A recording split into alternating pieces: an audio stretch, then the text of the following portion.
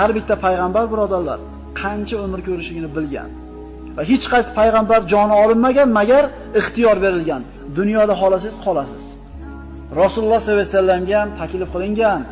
Qiyomatgacha yashaysiz ya Rasululloh. Yer yuzi islom bilan obod bo'ladi. Butun yer yuzi siz qo'l ostida bo'ladi. Keyin jannatga kirasiz. Deganda payg'ambarimiz yonida turgan yigit terisiga sig'may ketdi. Jannatul baqiga chiqib salom berdi. Ularda haqqiga duo qilib turganda payg'ambarimiz holi birdaniga bo'shashib ketdi. Ya Rasululloh nima bo'ldi o'tkazganda payg'ambar alayhisalom aytdilarki, hozir men oldimga Jibril keldi va aytdiki, "Ey Muhammad, agar xohlasangiz qiyomatgacha yashaysiz.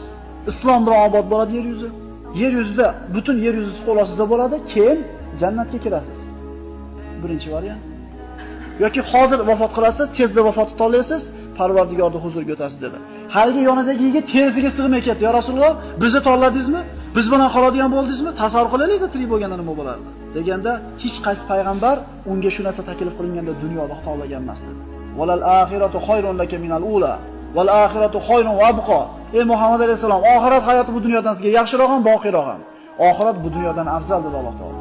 Agar yaxshi narsa bo'lganda Rasululloh tanlamasmidi? Birorta payg'ambar tanlamasmidi dunyoda qolishlik?